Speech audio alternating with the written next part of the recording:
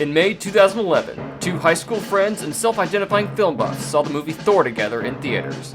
These men promptly went their separate ways and mysteriously didn't communicate for a decade. Today, still obsessed with movies, they reunite as podcasters of fortune with the mission to tackle the movies and debates they missed out on for 10 years. On this podcast, they are always catching up.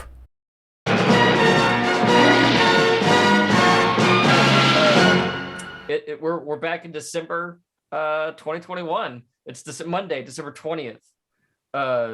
And this last weekend, a little movie called Spider-Man No Way Home came out.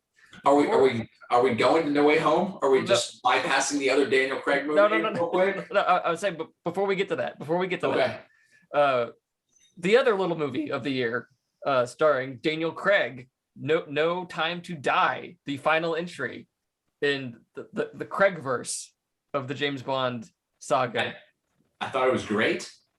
I got to see it with my dad. I've taken my dad to see every one of the Daniel Craig James Bond films, so I'm glad that I got to take him to go see this one. I think this is my second favorite of the Daniel Craig Bond films. Casino Royale is my favorite. The thing that I enjoyed probably more than anything was getting out of the movie theater and then seeing that my No Time to Die cup that I had bought said May 2020. That should be a collectible. I hope you kept it. I did. Good. So, and I mean, it was nice to just get a collector cup again. It's been a while since I had one of those. Yeah. I thought it was a lot of fun. I thought that it, unlike Spectre, which felt like it was just trying to do like the greatest hits of Bond movies and didn't necessarily feel like it belonged in the universe of the Daniel Craig films, this one felt like a perfect balance of, that more campy side of the James Bond stuff that had come before, along with the seriousness of the Daniel Craig things that they've done since. It's number 3 for me. Out of the 5, I put Casino Royale number 1, Skyfall number 2, then this is the third one, and then you have Another Way to Die, not Another Way to Die, Quantum Solace, and then Spectre. Okay, I'm glad that we agree that like Spectre's the bottom of it. So I saw someone else put it like it's Spectre is the Rise of Skywalker of the Craig era Bond movies. And I think that's appropriate. That movie was just, it's not good. No. But No Time to Die does a good job of like cleaning up the mess that the previous movie left it. I really liked it. For the most part. Did you have any problem with them just straight up killing? No. I didn't. I thought it was a good send off for him, and I kind of knew that was coming with how it went. I didn't expect to have the emotional reaction that I had with when Felix was killed. I had that spoiled for me, and I was kind of upset. That sucks, but I think Casino Royale may have been the first film I ever saw Jeffrey Wright in. Oh, same. And so he's again, we keep mentioning talented actors. He's amazing. I've enjoyed him in everything that he's done, that I've seen him do. And I didn't expect to have that reaction. The revenge kill on that, I really enjoyed as well. Oh. I had a brother. Yeah. Who, I'm drawing a blank on her name from Knives Out. Ana de Armas. Yes, I thought she was fantastic in this film. Yeah, she was the standout. Yeah, that whole sequence was great. It was so fun. It was like it's short too. It's what 10 15 minutes tops. 15 minutes, but it's like from the second he shows up and you see her at the bar, it's just like then them just taking drinks, like they have a drink beforehand. They have a drink in the middle of the fight. Yeah, there's like Yeah, but we were talking about Cowboys and Aliens and how there wasn't that break, there wasn't a whole lot of humor, and just in that one instance, that 15-minute scene, it had some levity to it. I don't know. I really, really enjoyed it all. Like Anna de Armas, like she brings energy to this movie. That really none of the other movies had that. Had someone who just like bang, Yeah, just spices things up, and she. I like the difference. You have Bond, who's this weathered guy, been there, done that, and then you have her. She's like, I'm just happy to be here. Yeah, he definitely is. He definitely is older, and weathered man, because he didn't try to have sex with her. So I mean, that's very un-Bond like. So, again, it's just a free flow thing when we're discussing these movies and like what we remember. Yeah. But the opening, I absolutely loved. I thought that action sequence was great. Okay. Like, and then at the very beginning of it, with the explosion at her tomb, yeah, the car, I thought. I'm just glad they acknowledged Vesper, Eva Green's character. I think it's just a nice character moment for Bond, saying like, I miss you. But also it does remind audiences about that character who is superior to the character that Bond's with now, like in every way.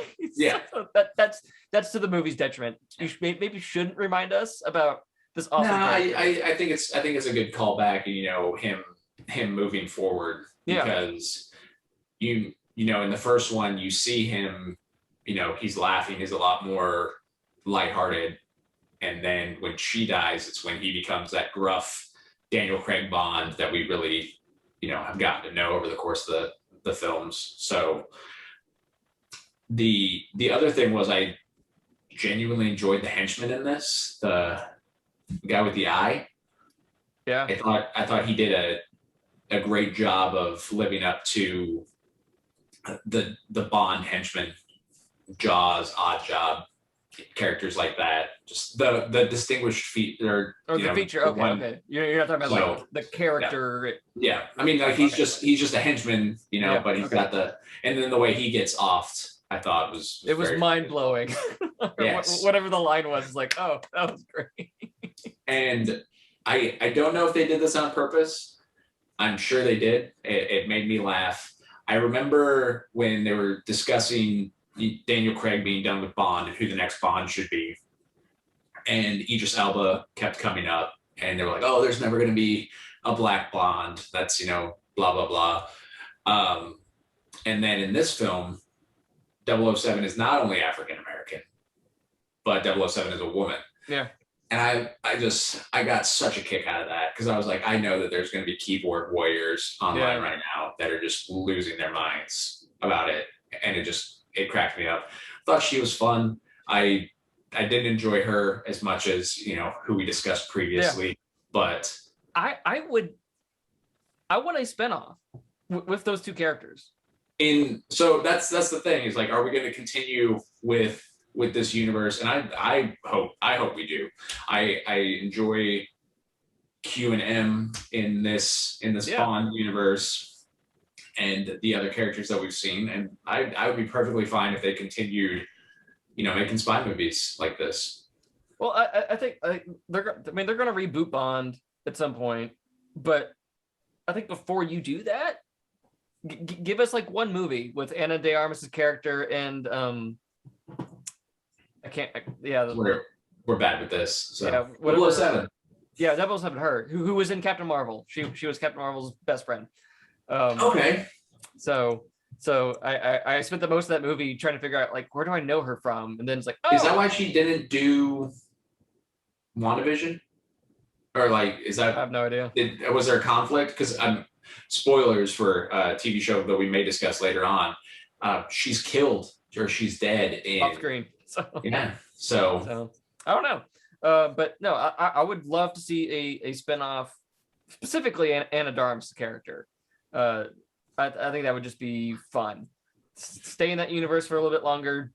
you don't have to have James Bond. See how it goes. So, but what else stood out to you about what did you think of the villain?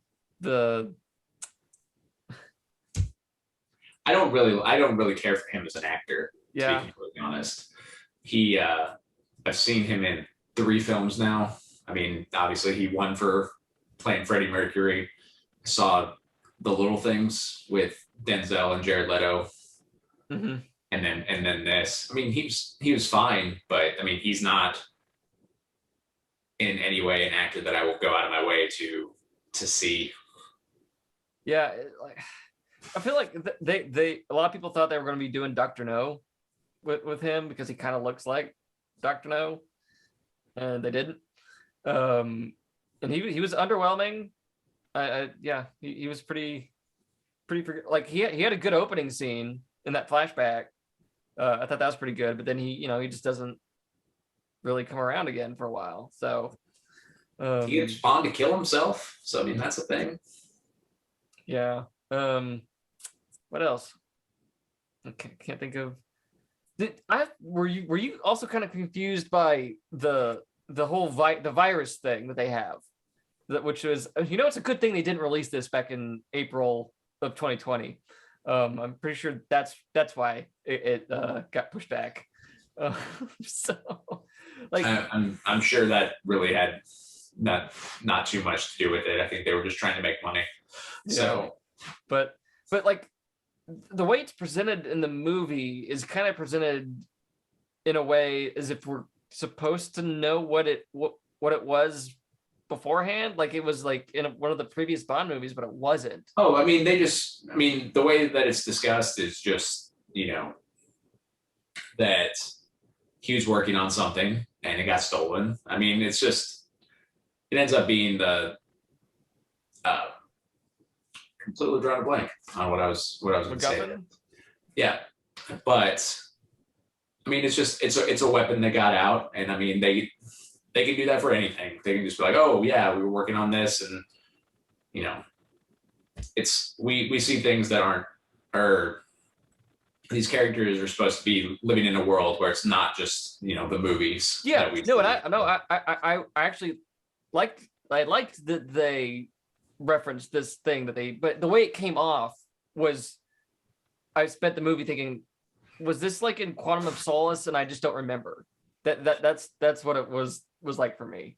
But I do appreciate that. Yeah, Bond did other things that you didn't see, but yeah, I think they could have just like tweaked it a little bit more. But yeah, that's all I can think of off the top of my head for No Time to Die. What was your score for No Time to Die? I give this a B+ for sure. I'm right there. I think I'm right there with you. Right there with you. All right. No Time to Die. The end of the Craig verse. End of the Craig verse. All right. Now it's time for main event time. Main event time. Yeah, it's catching up. The whole gimmick of the show is we're talking about movies from 2011, but we're going to be talking about the movie from 2021 that we're all super excited to finally see. So yeah. Spoilers. If you're watching this or listening to this, there will be spoilers for this. I deleted all of my social media that we're filming this on the 20th. Yeah. So last Monday, I deleted all social media off of my phone. And on Wednesday, I stopped getting on YouTube unless I specifically typed something into Google because I was terrified that I would get a thumbnail spoiling something for me. So if you're seeing this right now, spoilers for Spider-Man No Way Home. Yeah.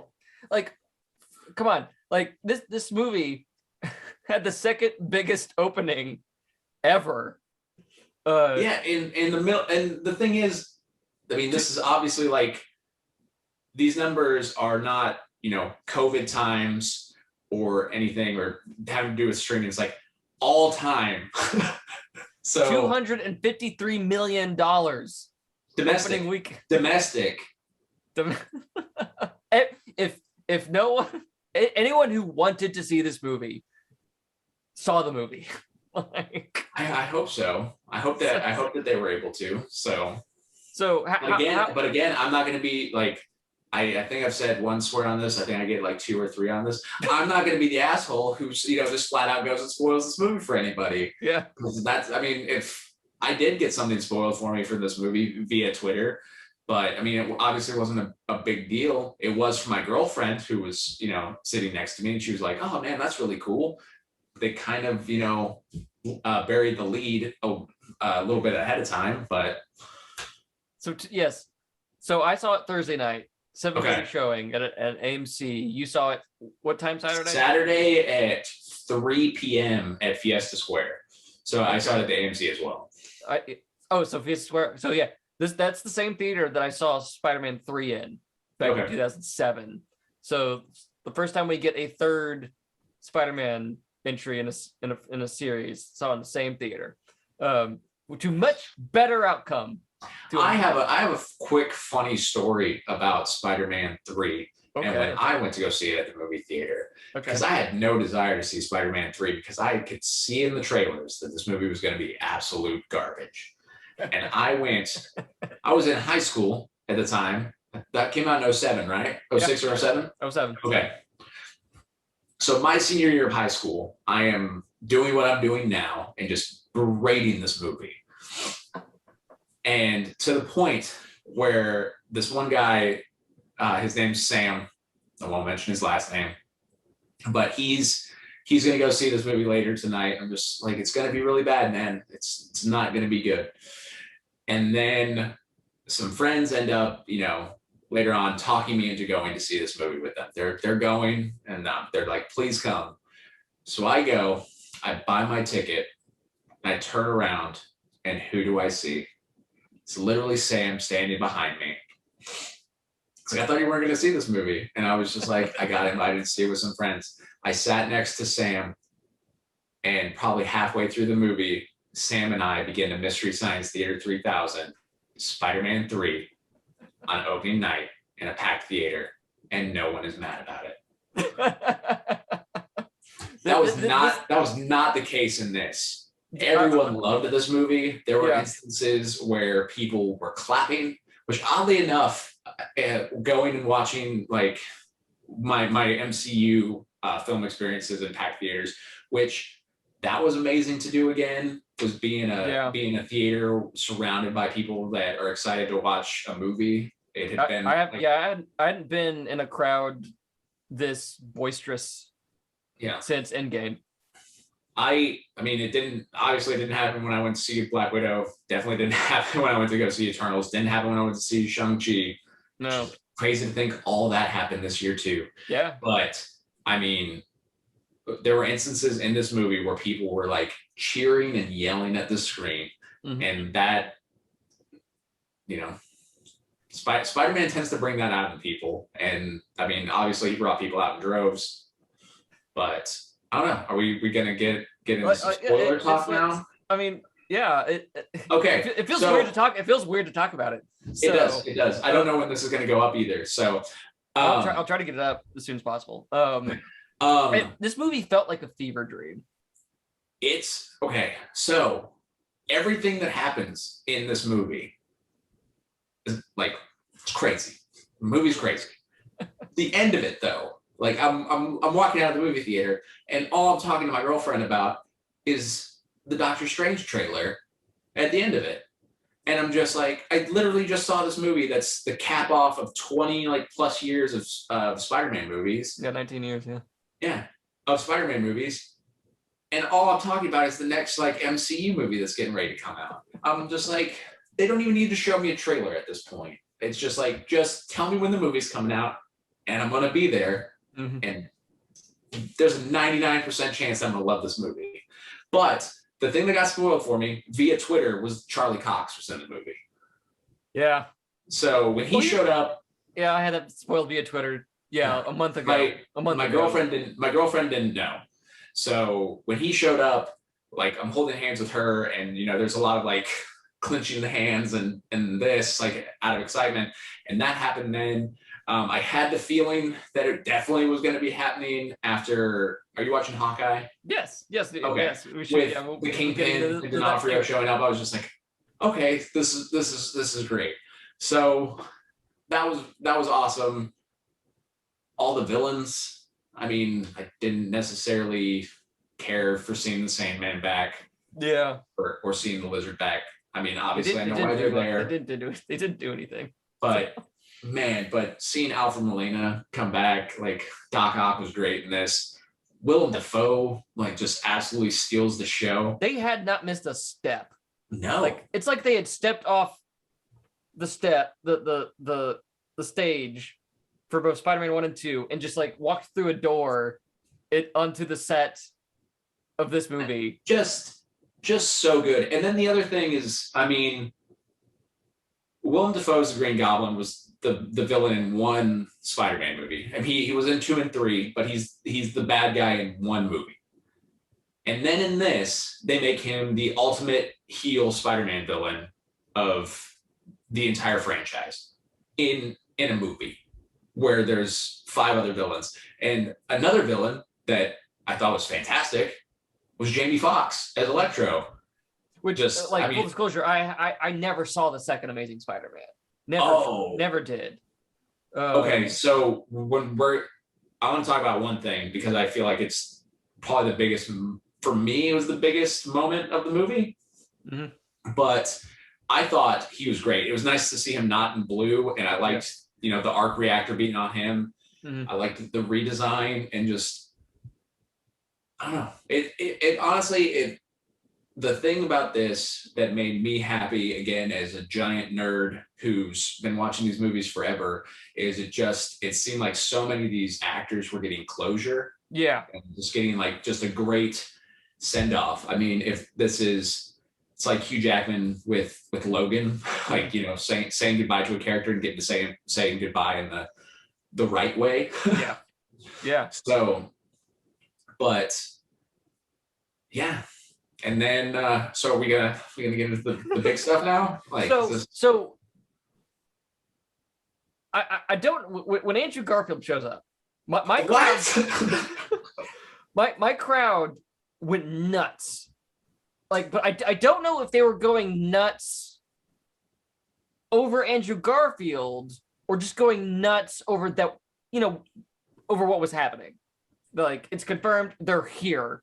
I think they went more nuts over Garfield showing up than Maguire showing up. Okay, I think rightfully so that they should have been going nuts over Andrew Garfield because he got a bad rap in my opinion. If like we're ranking the Spider-Man, like Tom Holland, like I think he's great.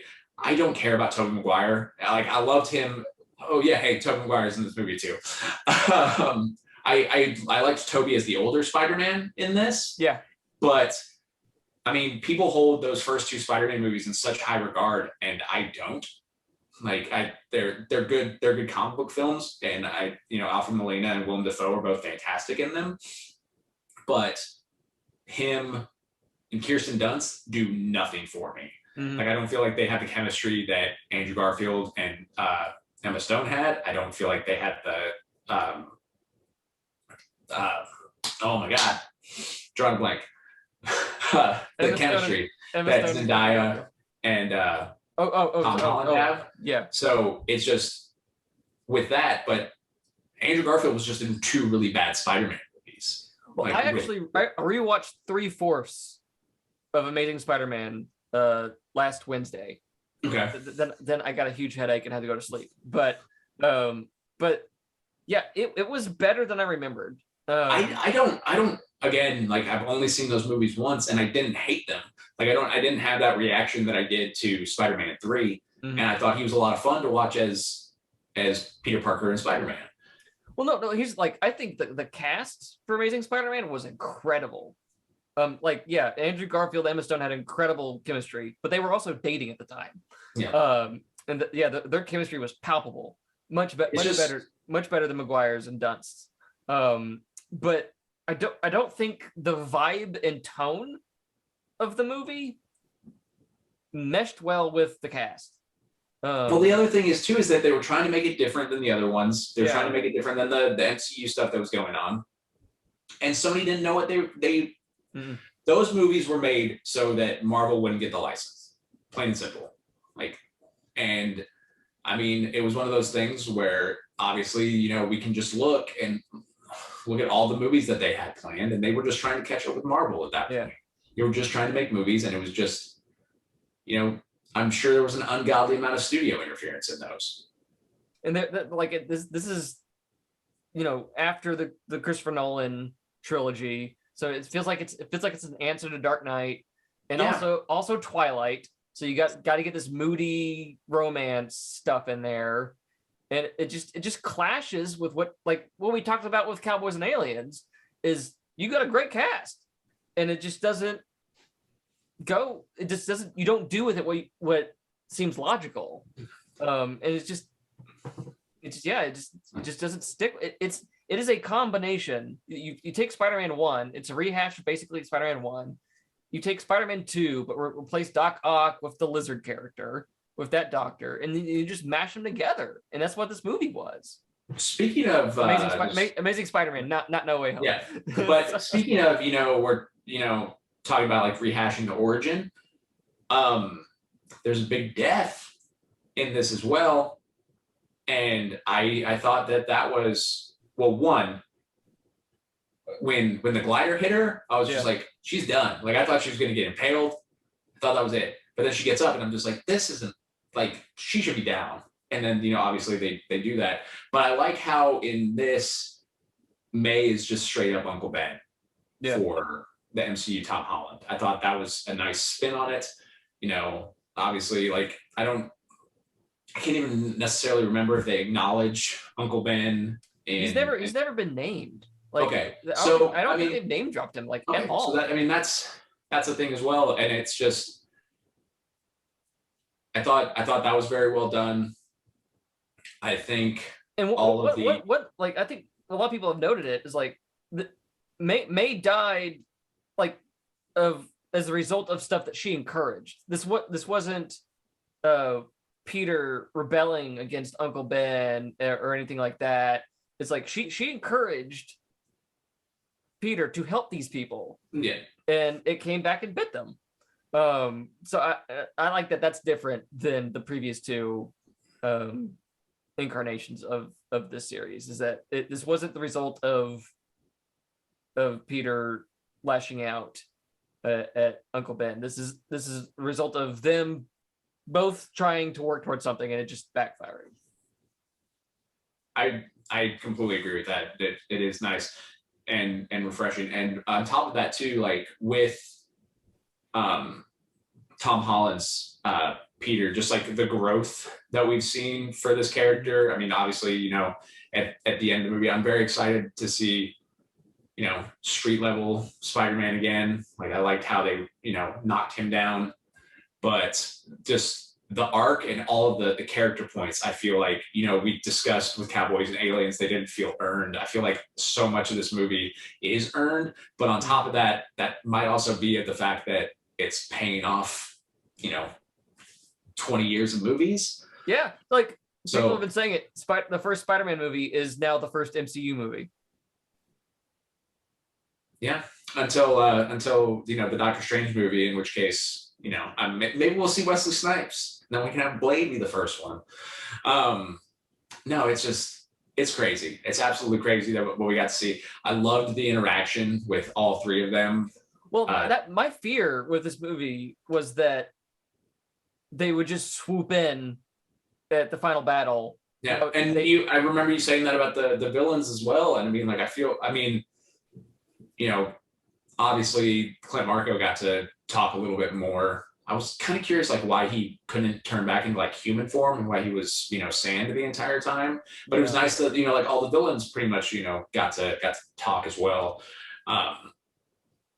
There was just some great funny parts in this. Whereas where they're talking about all the villains that they fought. Yes. And he's just fought a alien, a black goo from space. I would fight an alien. And then Tobey Maguire, telling him to say, like, I want you to, like, you're amazing. Like, I want to hear you say, like, you're amazing. I thought that was funny. The bit where it's like Spider-Man 1, 2, and 3. It's like, obviously, like, that's a meta thing on like how people rank rank them like. No, I love Andrew Andrew Garfield's like, I'm Garfield's number 3. I know. Spider-Man, Yeah. Peter 3. Yeah, and I had a friend message me, and he was like, I was expecting a lot from this movie, but what I wasn't expecting was for Andrew Garfield to be my favorite Spider-Man. No, he stole it. He straight up stole that movie. So with this, I don't want Sony to touch Tom Holland at this point. I know we were discussing this. Yeah. If they're going, for me, this is me being like fanboy. I don't know theories. It's things that we can do because we have our own platform right now. But I hope that Andrew Garfield goes in and he's the Spider-Man for the Sony movies. Yeah. If they're gonna move forward, they're gonna have Spider-Man in that. That's what I hope, because he was so good in this movie, and obviously it's not gonna be a big deal for you probably since you didn't see Spider-Man 2, but they mention it. But for me, the scene in this movie, like the best scene, and it's up there with best things I've seen in comic book movies, is when Green Goblin shows up, Mary Jane goes off the ledge, yeah, Tom Holland goes to save her, he gets taken out, and Andrew Garfield makes the save. Mm-hmm. Like just yeah. I mean, I teared up, my girlfriend teared up, and it's just like like just hit me. I haven't seen Amazing Spider-Man 2, but I know that Gwen Stacy died because he wasn't able to catch her. Yeah. So I still appreciated it. It's like I liked it that he asked MJ, "Are you okay?" And she goes, "Yeah." Are you okay? And he's clearly not okay. Yeah. No. But that being like such a big deal for him, and I'm going through like thinking about all this again with Willem Dafoe. Like we're talking about like who stole the movie, and it's just like you have Andrew Garfield on like the good guy side, and you have Alfred Molina just absolutely killing it. Also, geek side note, I know that there were 3 Spider-Men that we got to see. In the comic books, Doc Ock becomes Spider-Man at some point, and when he teamed up with what? yeah, he takes over Peter's body and becomes the superior Spider-Man. Oh, I think I remember hearing that. Okay. So technically, in like comic book version, we had 4 Spider-Men teaming up to fight the bad guys. So hey, cool. That was me geeking out. But Willem Dafoe was so good in this, and I loved the fight scenes that he had with Peter. The bit where like Peter's just on top of him, punching him in the hallway, and he's just laughing. It's a very Joker. It's a very Joker thing. It's just him being able to like switch on a dime is terrifying. Like when the spider sense is going on, and they're walking into the room, and he's like, "What's up?" And you know, he webs his hand, and it's just like it's Primal Fear. It's that Edward Norton, bit just. It's great. And then the end, I thought, the fight scene, and then Toby stops him from murking the goblin. Like I'm really glad they ditched Green Goblin not having the mask, because William Dafoe has a terrifying face. He does. Like that might have been like one of the best creative decisions they made on this movie. Get rid of that mask. Yeah. Because he did not miss a step. Like it was 2002 for all intents and purposes. Yeah. He for the villains he killed it, and then Andrew Garfield absolutely stole it. And I really like think about like you talked about closure, like, and we both would like to see Andrew Garfield get an Amazing Spider-Man 3 with the multiverse. We can get that now. Yeah. And I think audiences won't be confused. We'll get it. I think that's another thing that's so crazy about all of this now is they've made it to be like, yeah, all this happened. Like all this can be connected, and some of it all strings together. Some of it is over here, and this could have been super convoluted and not made like any lick of sense to an outside person. But if they're just like, if somebody's like, oh hey, they're tying all of this together, I think they did a really great job with it. Mm-hmm. Like We haven't even talked about Cumberbatch. Yeah, I mean, like he's in the movie, I guess. Whatever. And I mean, he's hell, man. Like that Doctor Strange 2 second post-credit scene, like yeah. amazing. Like I'm so pumped. That thing might have well has been called I hope you have your Disney Plus subscription. So well, yeah, I mean, I'm looking forward to it, but it's weird because like I've only seen the first Doctor Strange movie once. okay. I did not like it really at all. Really? It just felt like an Iron Man warmed over, really. I thought it had some very good action set pieces, which borrowed very heavily from, Inception, which we got to see a little bit in this movie as well. Yeah. Yeah. I think that's just a problem with where we were at in the MCU at the time, where we didn't necessarily care about origin films. But I mean, every subsequent thing that we've seen him in, he wasn't the main character. He was like a side supporting character, kind of like the way the Incredible Hulk's used. Yeah, he hasn't had a solo film since 2008.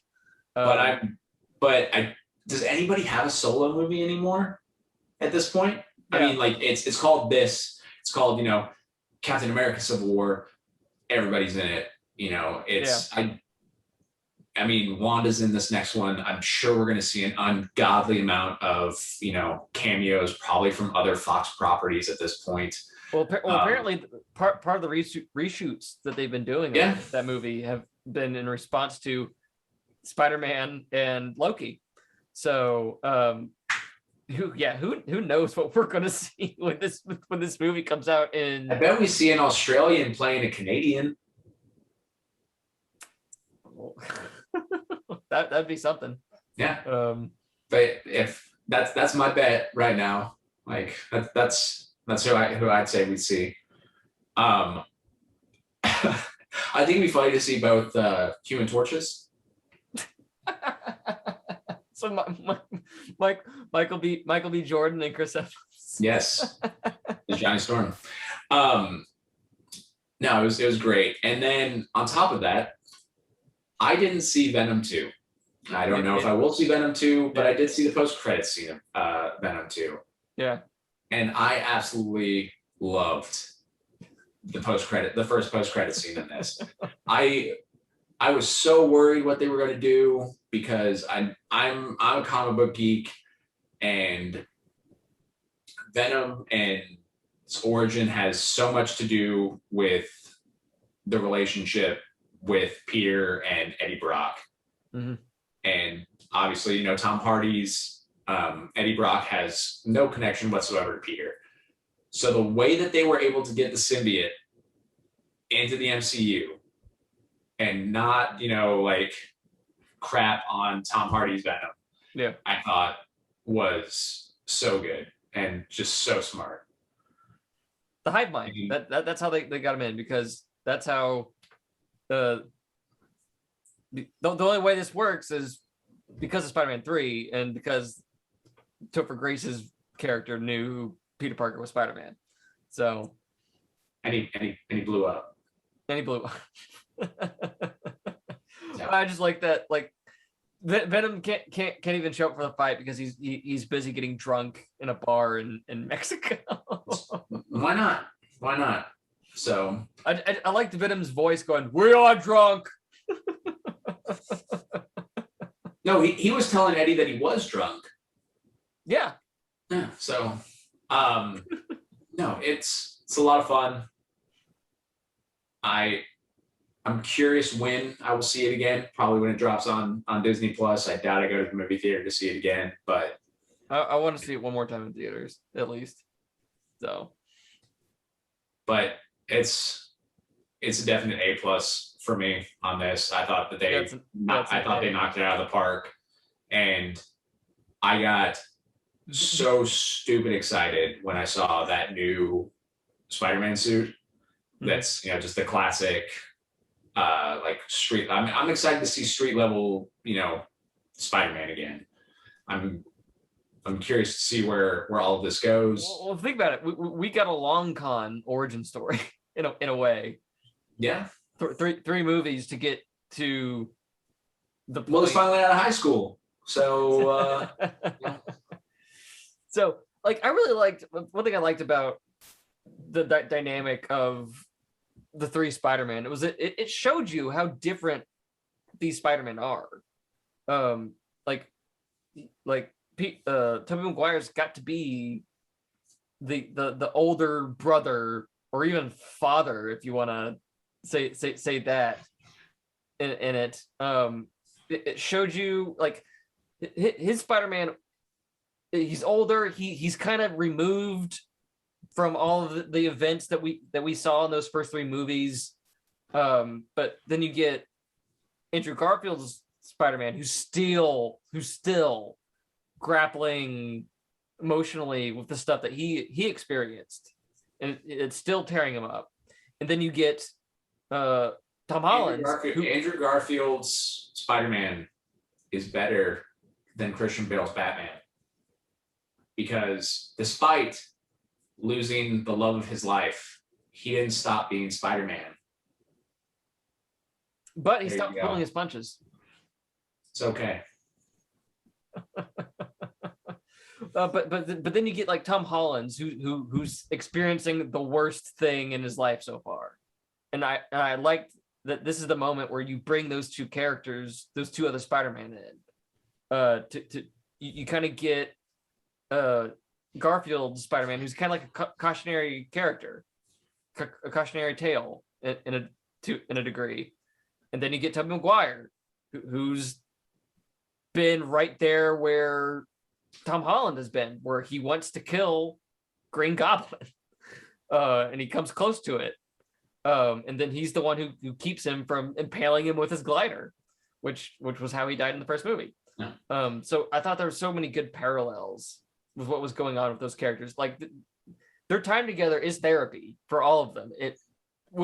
With Toby's to a lesser extent. Well, he's the cool youth pastor. The cool youth pastor. But I just like that they all, to a degree, needed each other at that specific moment. Yes. That's what I really, really liked. Like Andrew's Garfield's going, guys, I love you guys. Thank you. Yeah. like this is the only time they've ever gotten to experience time with people who know exactly what they're going through, ever. And so I think they really conveyed that very well. Did a very good job. Like I said, man, A+. And another bit just popped into my head, the bit with Andrew Garfield and Jamie Foxx, where he was just like, you're from Queens, you're helping out poor people. It just, thought you'd be black. Just keep teasing Miles. Just keep teasing live action Miles. I'm pumped for the next, Spider-Verse film, which honestly, if that movie hadn't done what it did, I doubt we'd be getting this version that we just got. So I don't know. What year did that come out? That came out 18? Was that 18? Yeah. 2018. I don't know, because Into the Spider-Verse. Yeah, 18. Yeah, 18. So that came out in 18, and then you have 2 years later the next year, 2019, you have Far From Home come out, which furthered the whole multiverse concept. And then you briefly have that scare after that movie comes out where, Sony and Marvel, they're not gonna cooperate anymore. And then Tom Holland swooped in and saved the day. This is what's gonna happen, is as long as they keep making money, they'll figure out something. They'll figure out some way to make it work. Because the thing is that Sony by themselves are not making the money that, Marvel's making with this. So you talked about street level. We're getting that version of Spider-Man at some point. We've been getting another street level hero for the last month or so on Disney Plus in Hawkeye. And is recording this. We're 2 days out from the season finale or series finale, whichever, of that show. And last week, we got a big reveal. So we got a big reveal on Hawkeye on Wednesday, and Thursday night we get the other big reveal related to the Netflix Marvel era with Charlie Cox's version of Matt Murdock. But yeah. So on Wednesday night we got Kingpin finally. I kind of knew it was coming. I mean, Echo is, starts off as a Daredevil villain, has the relationship with the Kingpin. I just didn't know if they were going to necessarily reveal it this, right now, but because we do have the Echo show coming. But man, I know we've talked about it on here before. I know you think that they're too long, but yeah, like I love the Daredevil show. I know I'm behind or in front of a bunch of pops right now, but my holy grail of like collecting stuff right now, and it's like the last thing that I will ever get rid of if I ever have to part with stuff, is the Frank Miller Daredevil run. I have all the issues of that. So yeah, I'm beyond excited to see Kingpin and Daredevil back in the MCU, and actually like in the MCU and not just on Netflix. So well, like, yeah, I thought the seasons were too long, but I still thought the casting was exceptional and the direction of the shows were great. So I like, the unfortunate thing about the Marvel TV shows that were being produced at the time is that they teased that they were, in the same universe as the movies, but you never really got concrete inclusion. And and it took until last week for that to happen. And I was, you get these hints, you get these teases that Kingpin's going to be around, but I was just like holding out, like I'll when it happens, then I'll believe it. Yeah. And then they showed that picture on the phone or whatever of Kingpin and Kate Bishop's mom. So I was fearful that it's only a 6-episode season. So I was fearful that like we wouldn't even get confirmation until the last episode. Yeah. But I'm glad at least we got it one episode before. I'll take that. I'm hoping that the final episode's like an extended one, so that we get some meaty stuff. Well, we'll get something. We'll probably get some kind of cliffhanger or just a lead into Echo. Or probably something that says, Hawkeye will return in season 2. But I don't know. I'm excited. And then, that's coming to an end. And then the following week we get the Book of Boba. Yeah. So I mean, it's a good time to be a geek and have a Disney Plus subscription. Oh yeah. So like one thing, the last shot we see from Spider-Man No Way Home is him swinging through New York at Christmas time, and he swings past I think it's 30 Rockefeller Plaza, where there's the ice rink and a giant tree. We could potentially see Tom Holland show up in Hawkeye at the end of this thing. So I mean, wouldn't that be something? Give me Hawkeye, Spider-Man, Kate Bishop, Daredevil, all lined up. And then just say season 2. All I need. Well, I'm curious how they will, like you said, we got Echo coming out, so I'm sure that there will be some carryover to that. I'm curious if we got Matt Murdock introduced on Spider-Man, if they use, like we said, the season finale of Hawkeye to introduce Daredevil himself. If we, going forward, wouldn't be something, if the way that character is presented, it's presented in a way where, while we know that Matt Murdock is Matt Murdock and Daredevil, if it's presented in a way where that's never actually acknowledged, so you keep seeing Matt Murdock like on She-Hulk in his lawyer role, and then you see Daredevil like on Echo or something like that. You never see them acknowledge that they're the same person. It could definitely happen. So I would hope that we do just get to see more just Charlie Cox just showing up playing that character. So well like were you okay with them like just kind of like just getting rid of the Spider-Man under arrest for allegedly murdering Mysterio? I'm perfectly fine with that. Just like that. Like, I'm a really good lawyer. Like, yeah, boom, just done. Just done.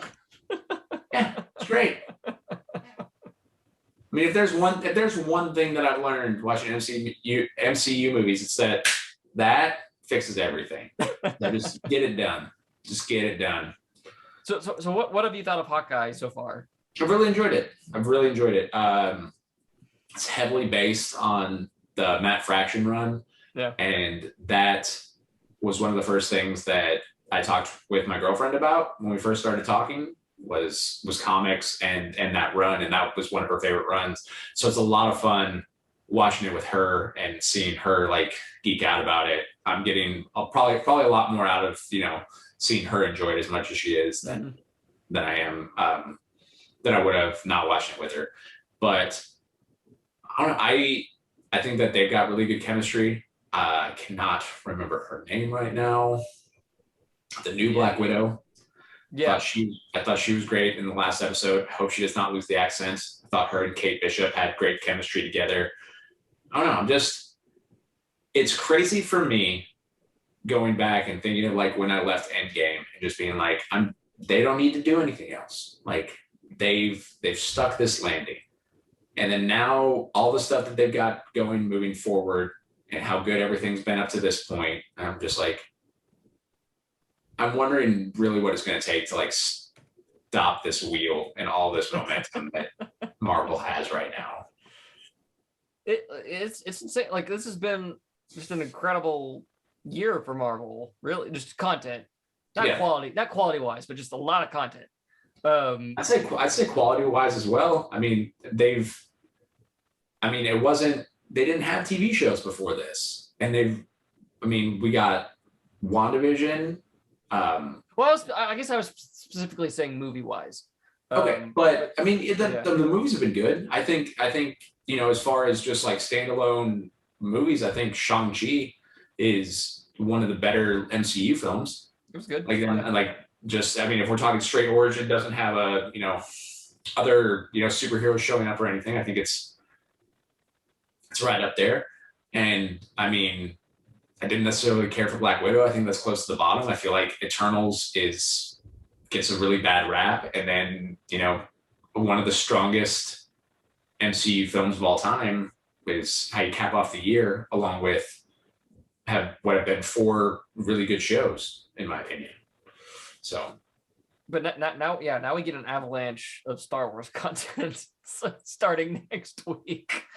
Which I read one story, I think it was from the Hollywood Reporter, saying that most of the footage you're seeing in these trailers and TV spots for Boba Fett is really just from like the opening minutes of the first I believe it. I mean, they did the same thing with Mandalorian. I think most of the shots we got were the first 2 episodes for the second season. When are we in the 3rd season? When's season 3 happening? If anything, probably second half of next year. Okay. I think we're getting Boba Fett, and that'll take us through February, maybe the first week of February, if I had to guess. And then I think we're getting Obi-Wan after that. I think that's coming out in like May. Okay. And then we gotta get the Andor series at some point. So, but we don't hear anything about that. Okay. All right. So we got one email. We got an email. We got an email from our mutual friend Mason DeLucci. What's going on, Mason? So our first email. He says, Hey, Daniel and Aaron, big fan of the podcast. It's really nice going back down memory lane and revisiting a lot of the movies I have only seen once in theaters 10 years ago. So it's been a nice refresher watching them. In regards to Captain America, which was our last episode, one thing I would have absolutely loved to see is when they finally introduced the X-Men in the MCU, how cool it would be if there was a short flashback sequence and it showed Cap and Wolverine fighting in World War II, or Cap meeting Magneto in the 1940s, since we know they were all around in that time. In the scene where Captain Rogers first gets the super soldier serum, he takes off running barefoot after the Hydra agent. I learned that he wasn't actually barefoot, but in flesh-colored shoes. I don't know why, but that really makes me laugh. I'm watching Cowboys and Aliens tonight. The only thing I can tell you about this movie is that Harrison Ford and Daniel Craig are in it. So it's kind of like watching again for the first time. I love the podcast and look forward to you guys never catching up. Never catching up. This needs to continue for the rest of my life. Thanks again, fellas. Love, Mason. So Mason, thanks for writing in. So, man, the flesh colored shoes, it's very unsettling. I don't. They've always talked about the Wolverine, and Cap, how cool that'd be if we got to see that on film. I don't know if we will. I think we could possibly get that as a what if later on, especially when they introduce him. But I feel like they could definitely bring Chris Evans back to show him like in the concentration camp getting Magneto out. That's even if they don't change the origin for Magneto, because at this point, how old would Magneto have to be to still be alive? I mean, it's at this point they might change up the origin of Magneto. When in X-Men Origins Wolverine, during their opening montage credits that showed the best part of the movie, the absolute best part of the movie, did it include a World War II? Yes, they're at D-Day. Yeah, that's what I thought. Okay, yeah, I haven't seen that movie since 2009. So, but I do remember that the opening credits were the absolute. Oh, it's so good. Coolest part of the movie. That should have been the movie. So... It's all downhill from there.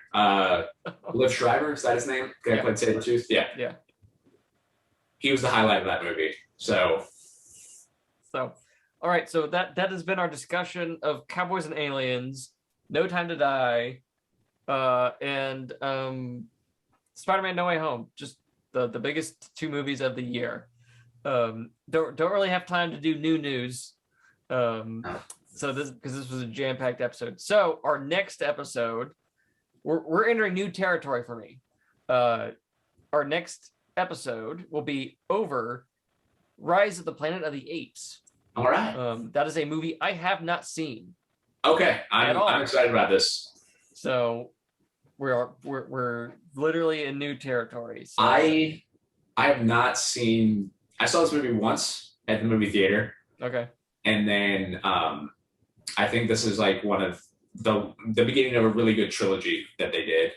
But I went to watch it a couple years ago, and my girlfriend at the time had a really big problem with that animal abuse in it, and couldn't watch all of it. So I've only seen like the first half. Yeah, Draco Malfoy being a dick. So, but no, it's good. I'm very curious to see how the CGI ages in this. Okay. But I'm also very curious to see what your opinions are, having never seen it. And then, but yeah, guys, thank you for checking this out. This is all new to me, despite last year this being the way that a lot of people talked. This is my first time doing a Skype session. So Zoom session. Yeah, Zoom. See, I don't even know. I don't like. I'm the old guy. I don't even know what all this is or how this is all set up. So thank you all for again being patient with us. It's crazy right now with the holidays, and then trying to catch up on just catching up on things. But I'm very much looking forward to all this. I hope you guys have an absolutely amazing Christmas and New Year, whatever you celebrate. I'm sorry, I'm still that guy who says Merry Christmas, but just hope you guys are all doing well. Thank you for supporting this and checking out what Daniel and I are doing. and hope you continue this journey with us into 2022 and beyond. And hope you guys have a great end of the year and a great start to 2022. Yeah, you can find me at Dale McFadin on Twitter. You can find this guy pointing up at ABC Cohorst, with the B standing for Bernard. Bernard, that's right. Which I found out today because of Zoom. You did find out today. Yeah. But yeah, and you can email us just like Mason did at catchuppodcast2011@gmail.com. That's a mouthful, but it's what was available. And again, our next movie is on Rise of the Planet of the Apes. And as we mentioned earlier, we'll also doing episodes dedicated to the TV shows Person of Interest and the first seasons of Person of Interest and Game of Thrones. How far are you into Person of Interest, Aaron? I haven't started it, so. Oh, I'm on like episode 18. Oh, there you go. I'm watching Community right now. Okay. with my girlfriend, so that's what we've been starting, and then also I got her watching Sons of Anarchy again, which is my favorite show. So right. We're on season 3 of that at the moment. I think Person of Interest is going to be one that I'm gonna have to like sneak away on Mondays and Tuesdays. Okay. When she's at work. So if I think you'll dig it once you start getting. I'm looking forward to watching it for sure. So all right, but this has been the latest episode of Catching Up with Aaron and Daniel. I'm Daniel. I'm Aaron. And thank you for catching up with us. See you next time.